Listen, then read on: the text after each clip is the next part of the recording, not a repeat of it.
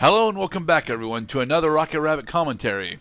This used to be a blue sky kind of game, Mr. Cloud. Long ago, before humanity came from your father's balls. My father was not that prolific. Nigoro presents... Nintendo! No, not a Nintendo game. Okay. Although this does actually have a port on the Wii U, so... So it was eventually licensed by Nintendo. Yeah, kinda. Descending unto this place, she came from the sky. One unto this world. That's two inappropriate uses of the word unto. Trapped alone, she cries. I approve. Of grammar, not women crying. Let me return home to heaven. It is where I belong. Somewhere I belong! Children, please help me. Children, send me back home. Okay. Children, for this reason you were born. But I don't want to reenact the plot of Dogma. And that is the day that humanity was born, and when they angered her, they were destroyed. After several ages of destruction, the story begins. So the premise of this game is we're trying to send somebody back to heaven. No, that is not what we're doing. Oh. Welcome, everyone, to La-Mulana. Yay. It's a 2011 game. Ooh. Do. Now, I do have to load here because, yes, we're doing a randomizer run for La-Mulana 1. Woohoo! Rando! Alright, so, the rules for this randomizer are items... Oh! You're skipping! Well, here's the thing. I wanted to try and do this run in under 6 hours. Unfortunately, I was not successful in doing that. But anyway, the rules for this run. We have randomized item locations and randomized shops, but those are the two big ones. Aside from that, most everything else... Oh, and we have random starting weapon as well. We also, for convenience sake, have a Holy Grail start as well as Mirai start, allowing us to get access to backside warps and warps in general right from the get-go. The reason why this is strictly for convenience sake. I don't want to go through like half the game without the Holy Grail because it effectively triples our travel time throughout the ruins. Yeah, which is not conducive to a 6-hour run. Yeah, the original plan was to try and do this in under 6 hours, but unfortunately, I wasn't able to do that because, as you'll notice with the part number, yeah, this goes past 6 hours slightly. Dang it. Here's one of our first shops. Yes, the shops actually have the ability to sell us key items now. Specifically in there was Gauntlet and I think Mantra. We will need Mantra for the very end of the game, and what Gauntlet does is it increases our attack speed. Okay, so I have a couple questions. One, would you rather play the La-Mulana stock game or the randomizer? Randomizer, totally. The La-Mulana stock game is actually a better first-time experience, most certainly, than the randomizer. However, once you actually know a good solution to a majority of the puzzles by heart, the randomizer is so much fucking fun to blaze through. Oh yeah, dude. Just like any steroid you get after playing the game, you get to enjoy New Game Plus because your game knowledge is going to accelerate things as well as your newfound abilities. Which leads me to which does not necessarily lead me to my second question, but I'll ask it anyway. Can you encounter any game-breaking randomization during these runs? Yes, you can. You can, in fact, get soft-locked if you decide to do puzzles a bit out of order. For example, we just got the bomb sub-weapon. Because we have the bomb sub-weapon, it opens up a bunch of different checks, but if I attempt to go do those checks right now, I'm likely to get stuck in those areas, which is why we have the Holy Grail so that we don't get permanently stuck. Having the ability to warp back to the surface at any time is a major steroid, and I do not recommend doing rando without it. Right. Research before you rando. Yes. That is a Sacred Orb. What the Sacred Orbs do is not only give you, not only fully heal you, but they also increase your maximum amount of life. The maximum amount of life that you can have in the game is 320 health. Nice. Is it 320 or is it 360? Or, yeah, it's 320. No, it's not 320, it's 352. Yeah. That's what it is. Yeah, it looks like your starting health is about 1/6 of your full health bar. Right, so I don't think we've been introduced to our friend here. Is his name La-Mulana? No, this our protagonist's name is La-Mulana Kasugi. He is an archaeologist, and he has been called over. He's not actually been called per se, but he knows about the ruins of La-Mulana, and he wants to research them as he is an archaeologist. And because of years of archaeology, his head is hard enough to sustain falls of over 100 feet. Yes, he is immune to fall damage. There is a mod to change that. I'm not installing that mod. Fuck that. We're already fucking up the game quite enough. Yeah, I don't want to die to fall damage because there are plenty of instances in the game where I just do not have double jump yet, so I would end up taking fall damage. Now, one of the big things that I also recommend, if it's your first time playing through a randomizer, start with hand scanner. Maybe not glyph reader, but hand scanner specifically, because there's a lot of different checks relatively early on that are literacy checks, and especially one that I forgot about during my current La-Mulana Randomizer run. I end up going through a La-Mulana Randomizer run about once a month, just because I enjoy it so fucking much. I like the artistic style. Like, I like the kind of like the chibi style character you get to play as. He's cool. You know, he's a dude. He's got stuff going on. He has a hat. I like his hat. Money. Yeah! What? Ta-da! Fake spikes. Ah, nuances. They're trying to use your perceptions against you.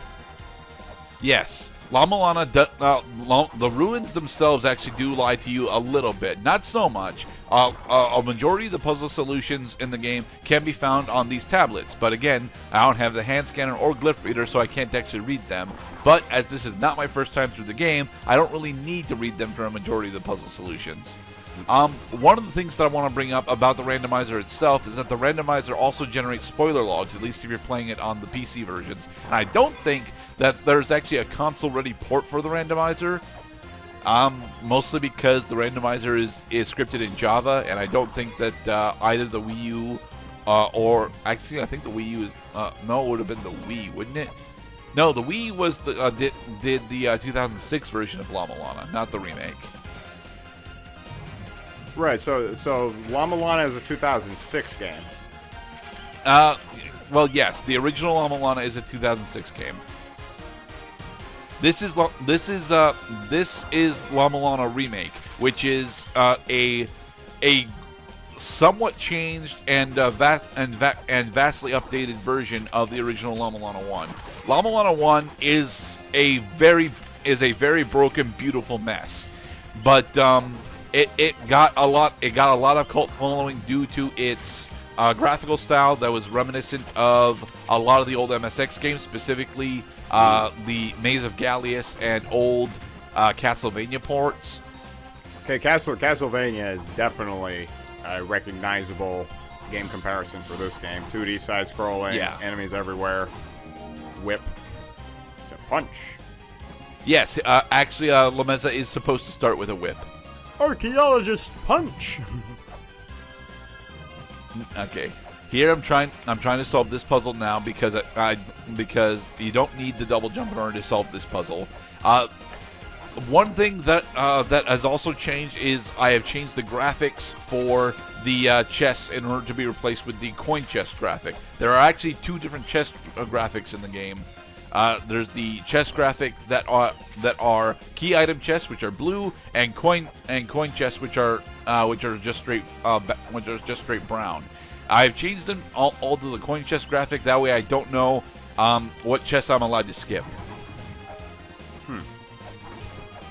Although, to be perfectly honest, given how much money you fucking need in this game, you shouldn't be skipping coin chests either.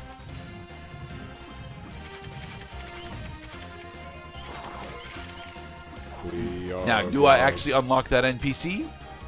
Apparently not. For the record, that NPC is not one that we actually will ever need to talk to, so I just leave him trapped there forever. Plus, he's a skeleton, and skeletons are scary. Oh, you mean Pile of Bones right there? That's an NPC? Although, yes, that is an NPC. In order to talk to him, we would need the glyph reader. I was referring to the NPC in the doorway that was blocked off by the laser. Well, so far I am impressed that a game about an archaeologist will require you to be observant of your surroundings and to draw deductions based on what you see. Yes. Learn the ways of the ancient people. There's only a couple puzzles in La-Mulana 1 that I actively dislike. Specifically, one of the endgame puzzles that I'll have to show off. I really dislike because of how long it takes to actually do. But to be perfectly honest, I like a majority of the puzzles in La-Mulana enough to where I really shouldn't have done a rando. I should have done a normal run.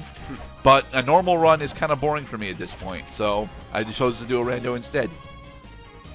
Yeah, it's funny you mentioned that on the subject of being bored with the game. If they ever, I mean, mind you, I never owned a copy of Resident Evil 4 on the PC, but if they somehow made a randomizer version of that game, I would have to take a look at that.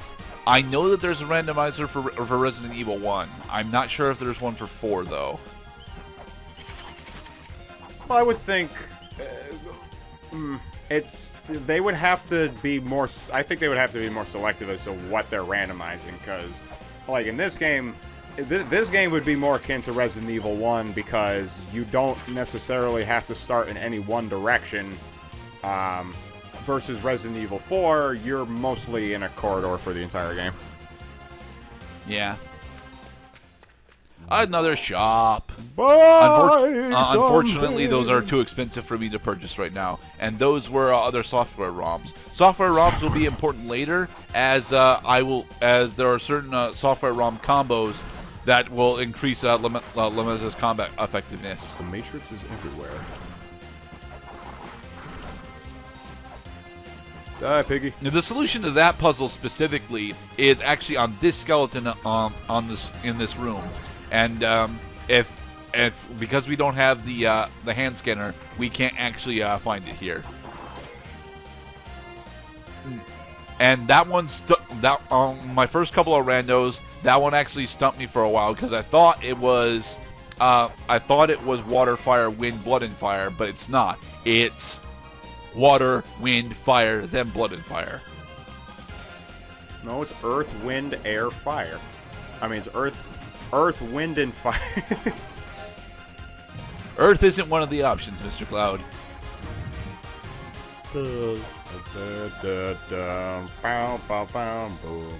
Normally this would be the Amphisbane Ankh Jewel, but now it is Caltrops. Caltrops are actually a very interesting sub-weapon that I will use exactly once throughout the game in order to dodge a super laser from a boss later. Zubat.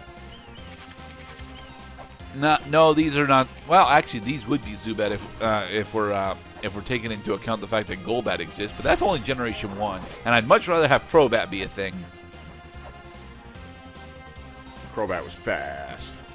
Crobat was very fast. Crobat was stupidly fast, but also not really all that impressive.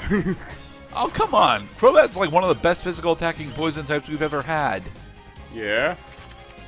Can he survive a Thunderbolt? Of course not, but he's not supposed to be able to survive a Thunderbolt. Money. That chest right there is a cursed chest. If we attack it now, it will kill us. Ah. But if we break the curse, then we can open the chest? Yep. Nice. We will get an item later on that allows us to break curses. So, I am impressed with the theme so far. I've never played a La-Mulana game, although I've been aware of La-Mulana for, I mean, basically, I think one of the earliest things that you introduced me to, once upon a time, was Deceased Crab and his... You showed... And his attempt through Hell Temple. His attempt through Hell Temple when he was losing his shit because he kept getting sent back to where he started. Yep. I fucking love the trip through Hell Temple. I do. I feel for the guy, to be perfectly honest, but god damn, that is some cathartic shit. That's so funny.